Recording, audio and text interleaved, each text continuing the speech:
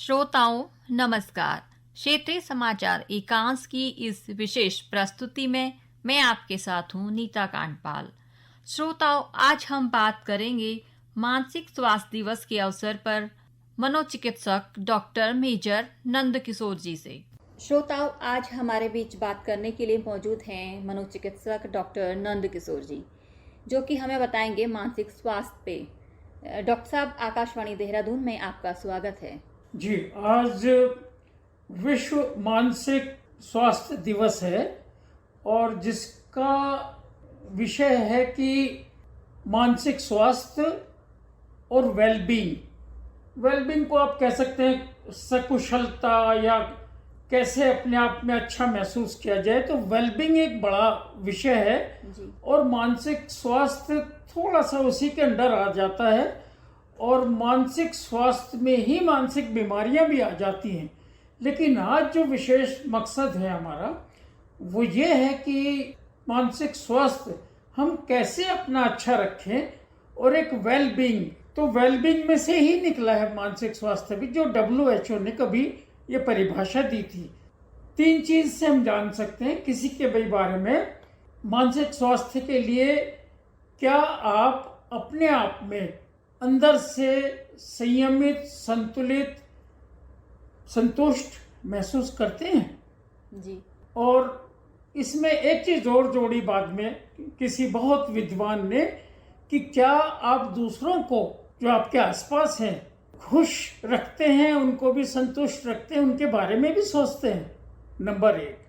Number 2 ये है कि क्या आप अपनी रोजमर्रा के जो कार्य हैं उनको करने में सक्षम हैं। और तीसरा ये है कि क्या आप अपने अंदर ये कोशिश करते रहते कि सतत आप और ज्यादा अपने आप को अच्छा करें। तो ये अगर 2-3 सवाल आप पूछ लेंगे तो पता चलेगा। जी डॉक्टर साहब, ये तो आपने बताया कि मानसिक स्वास्थ्य किसे कहते हैं। अब हमारे श्रोताओं का अगला प्रश्न है कि मानसिक स्वास्थ्य को प्रभावित करने वाले कारक कौन से हैं? कारक बहुत सारे हैं जो ज्यादातर हम लोग जिसको समझते हैं। देखिए, मानसिक स्वास्थ्य के लिए 3 पहलुओं पे मानसिक स्वास्थ्य हो या मानसिक विकार हो तो 3 पहलू बहुत महत्वपूर्ण होते हैं और वो हैं जैविक, बायोलॉजिकल, दूसरा साइकोलॉजिकल, मनोवैज्ञानिक और तीसरा सामाजिक। तो ये 3 में इनका बड़ा अच्छा संतुलन होना चाहिए और इनमें अगर कहीं कोई कमी रह जाती है आपस में तालमेल में तो भी मानसिक विकार हो सकते हैं। और जब हम अपना मानसिक स्वास्थ्य अच्छा रखना चाहते हैं तो इन सभी पे ही हमें ध्यान देना पड़ेगा। स्वास्थ्य कह रहा हूँ, अभी विकार की बात नहीं कर रहा हूँ, मानसिक बीमारियों की बात नहीं कर रहा हूँ। तो इसके लिए वही है कि अगर आप पूछती हैं कि कैसे रखा जाए जी। तो बहुत ही संतुलित आहार, मध्य मार्ग, हर चीज का निषेध हो, मद्यपान से, धूम्रपान से। अपनी जीवन शैली को बहुत संयमित रखिए जिसमें ये जगह जरूर हो कि आप अपने लिए थोड़ा सा व्यायाम कर सकें, घूमने निकल सकें, अपने मन का कार्य कर सकें जिससे आपको आनंद आता है। और ये एक चीज और है कि ये हमेशा ध्यान रखना पड़ेगा कि 3 बातें होती हैं खास करके, आपका परिवार, आपका कार्यस्थल और आपका खाली समय, वो बहुत महत्वपूर्ण है, खाली समय विशेष करके। तो वही मैंने कहा कि कैसे आप अपने आप को थोड़ा स्वार्थी भी बनिए, मतलब परिवार को कभी ना नकारिए, वर्कोहोलिक ना बनिए काम का। तो इन सब में संतुलन रखते हुए आपको अपने को वो रखना है। डॉक्टर साहब, मानसिक स्वास्थ्य में एक शब्द आता है अवसाद। तो आजकल युवाओं में अवसाद ज्यादा देखने को मिलता है जी। इसके क्या कारण है? क्या जो आजकल गैजेट्स जिनके बिना युवा अपनी जिंदगी को कुछ खालीपन या अधूरा महसूस करते हैं, तो ये मानसिक स्वास्थ्य को प्रभावित करते हैं? बहुत ज्यादा। और इसमें छोटे बच्चों से लेके बड़े सारे इसके आदी हो चुके हैं, या तो जो गैजेट्स हैं, ये लाइट निकलती है वो आपकी नींद डिस्टर्ब करती है, और चाहे अनचाहे बहुत सारा समय जो आप बहुत ही अच्छे कार्यों में, अपनी पढ़ाई में, अपने परिवार को दे सकते हैं, खेल कूद में लगा सकते, फिर आपको समय नहीं मिलता। तो एक तो सोते अच्छे नहीं, तो ये कई तरह से ये हमें ध्यान एकाग्रता कम करता है, चिड़चिड़ापन बढ़ाता है, ये अवसाद भी उत्पन्न करता है। जब मैं वो बता रहा था कि कैसे मानसिक स्वास्थ्य अच्छा रखें, उस वक्त ये पॉइंट मिस हुआ। नींद बहुत बड़ा एक बात है, और अगर ये गैजेट्स तो नींद उड़ाएंगे, समय लेंगे आपका। जी, तो आपका कहना है कि गैजेट्स जो है हमारी नींद को प्रभावित करते हैं, और नींद हमारे मानसिक स्वास्थ्य को प्रभावित करता है। बहुत अच्छी नींद जरूरी है। ये भी नहीं कोई कहे कि मैं तो 4 घंटे ही सोता हूँ या 5 घंटे सोता हूँ।